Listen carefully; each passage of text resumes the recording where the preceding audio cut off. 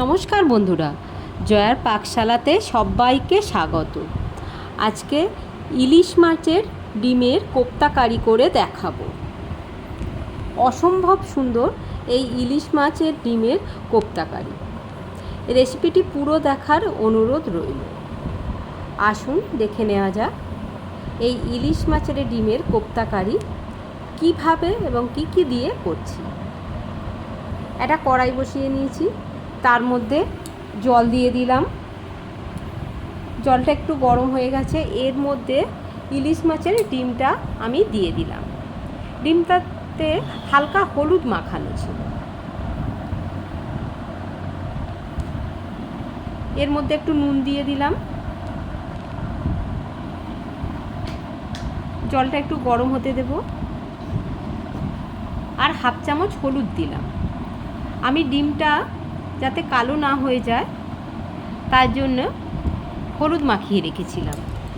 জলের মধ্যেও আবার একটু হলুদ দিলাম যাতে ডিমটা খুব সুন্দর একটা হলুদ কালারটা আসে। এইভাবে আমি এটা খুব ভালো করে এপিট ওপিট একটু সিদ্ধ করে নেব। সিদ্ধটা এমনভাবে করব উপরটা সিদ্ধ হয়ে যাবে কিন্তু ভিতরের দিকটা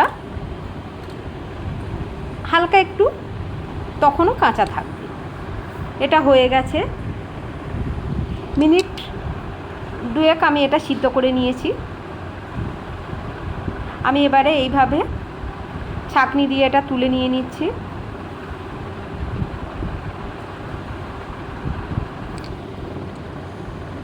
ভালো করে জলটা ঝারিয়ে এটা তুলে নিতে হবে। একটা আলু সিদ্ধ নিয়েছি। ডিমটা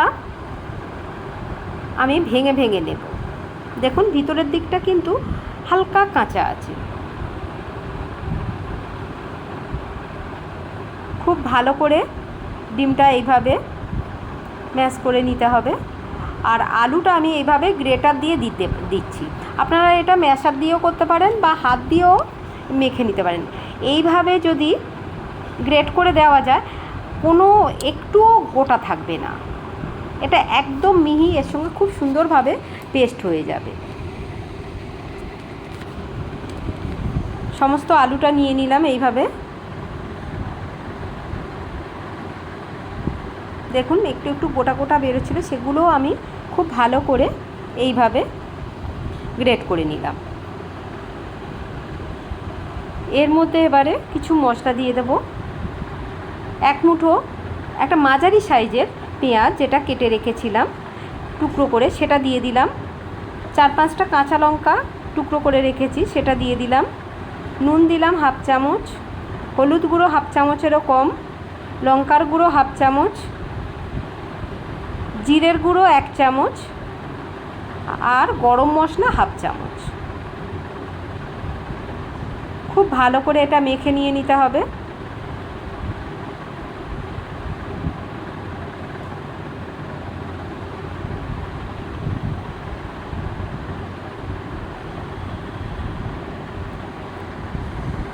এর মধ্যে আমি আদা রসুনের পেস্টটা আগে দিতে ভুলে গেছি, সেটা দিয়ে দিলাম।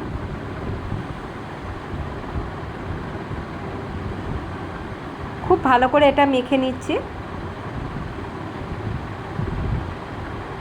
একটা প্লেটের মধ্যে বলের আকারে এগুলো গড়ে নেব। আমি এর মধ্যে 2 চামচ বেসন দিয়েছি বাইন্ডিংটা যাতে সুন্দর হয়। সেটা ক্যামেরা থেকে স্কিপ করে গেছে, সরি। এইভাবে বলের আকারে এগুলো আমি গোল শেপ দিচ্ছি, আপনারা চ্যাপ্টা বা লম্বা যেমন খুশি শেপ দিতে পারেন। সমস্তগুলো হয়ে গেছে।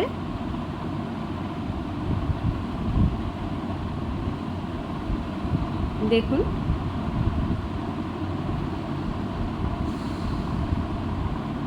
এবারে এটা আমি ভেজে নেব। ভাজার জন্য কড়াই বসিয়ে নিয়েছি, তার মধ্যে তেল দিয়ে দিলাম, সর্ষের তেল দিয়ে দিলাম। সবসময় ইলিশ মাছ সর্ষের তেল দিয়েই ভালো লাগে বেশি। আমি বাটিতে একটা ব্যাটার বানিয়ে নিচ্ছি। 2 চামচ ময়দা আর 2 চামচ কর্নফ্লাওয়ার দেব, দিয়ে জল দিয়ে একটা ব্যাটার বানিয়ে নেব। খুব ভালো করে এটা এইভাবে ঘেটে নিতে হবে, কোনো লাম্পস যেন না থাকে। অল্প অল্প করে জল দিয়ে এটা করতে হবে। একেবারে জল দিলে কিন্তু এটা ওই লাম্পস থেকে যায়, তখন আর ভালো লাগবে না। এটা খুব পাতলা হবে না, খুব ঘন হবে না। দেখুন যেন একটা কোটিং, হালকা একটা কোটিং হয়, এই রকম একটা থিকনেস হবে। তেলটা খুব ভালো করে গরম হয়ে গেছে। এর মধ্যে আমি বলগুলো ব্যাটারের মধ্যে দিয়ে তেলের মধ্যে একটা একটা করে দিয়ে দেব।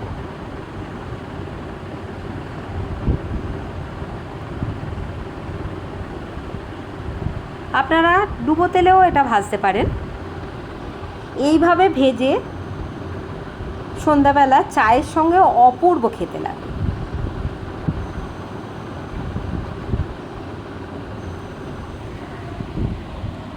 আমি এগুলো একটু ছাড়া ছাড়া করে দিচ্ছি, গায়ে গায়ে হয়ে গেছে।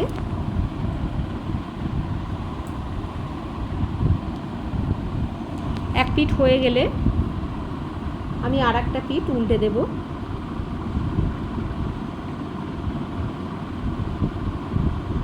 একটা পিঠ হয়ে গেছে, আমি আর এক পিঠ উল্টে দিচ্ছি।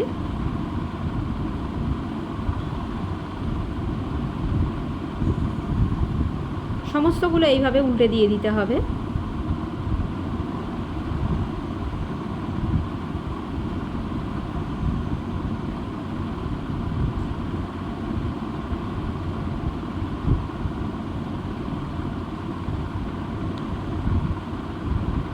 আরও একটা দিতে বাকি আছে। হ্যাঁ, সবগুলো দেওয়া হয়ে গেছে। বেশ লালচে করে এটা ভেজে নেব। ওটা ভাজা হয়ে গেছে, তুলে নিয়েছি। আমি আরও একটা দেখিয়ে দিচ্ছি। এইভাবে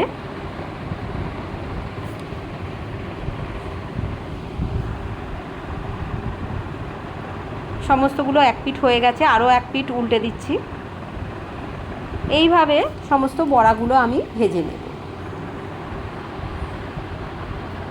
এটাও হয়ে এসছে, আরেকটু হলে হয়ে গেছে। আমি একবারে তুলে নিয়ে নিলাম।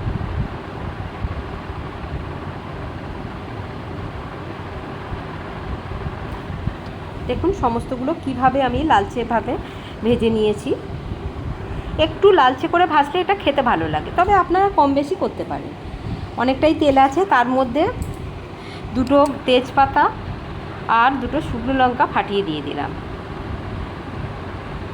একটা বড় সাইজের পেঁয়াজ, সেটা আমি কেটে মিক্সিতে জাস্ট একবার ঘুরিয়ে নিয়েছি, একটু থেঁতো থেঁতো যাতে হয়ে যায়, সেটা দিয়ে দিলাম।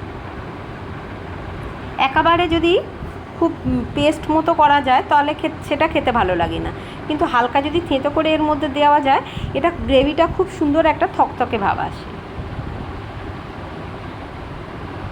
আদা রসুনের পেস্ট 1 চামচ দিয়ে দিলাম। খুব ভালো করে মশলাটা ভেজে নিতে হবে।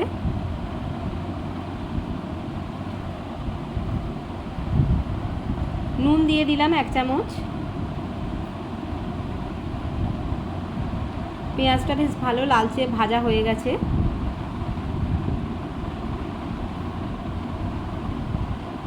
হলুদ দিয়ে দিলাম 1/2 চামচ, লঙ্কার গুঁড়ো 1/2 চামচ, আর কাশ্মীরি লঙ্কার গুঁড়ো 1 চামচ দিলাম। এটা ঝাল হবে না, কিন্তু খুব সুন্দর একটা কালার আসবে। আমি এখানে জিরের গুঁড়ো 1 চামচ দিয়ে দিলাম। দিয়ে আবারও খুব ভালো করে এটা কষিয়ে নিতে হবে। সামান্য একটু জল দিলাম যাতে মশলাটা পুড়ে না যায়।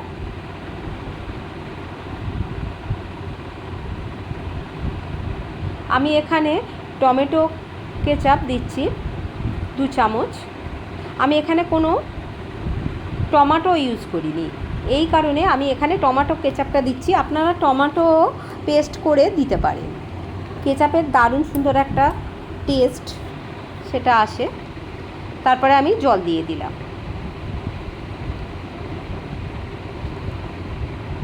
জলটা একটু বেশি করেই দিতে হবে, কারণ কোপ্তা যখন এর মধ্যে দিয়ে হালকা একটু ফোটানো হবে তখন কিন্তু অনেকটাই জল টেনে নেয়।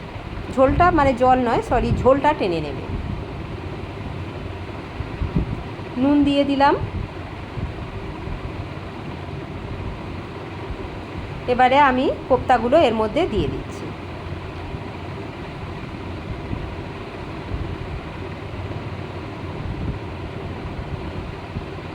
গরম ভাতের সঙ্গে অপূর্ব খেতে লাগে, রুটি পরোটার সঙ্গেও সুন্দর লাগে।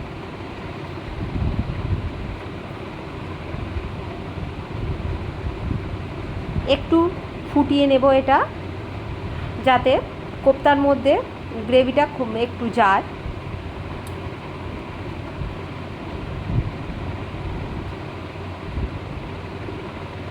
দারুণ সুন্দর একটা স্মেল বেরোচ্ছে।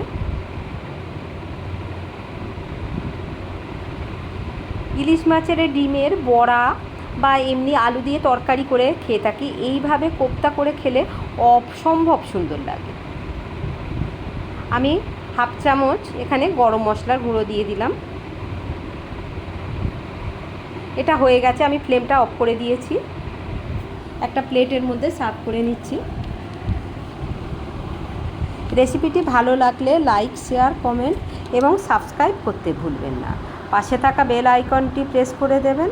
আমার নেক্সট ভিডিওর নোটিফিকেশান সবার আগে আপনার কাছে পৌঁছে যাবে।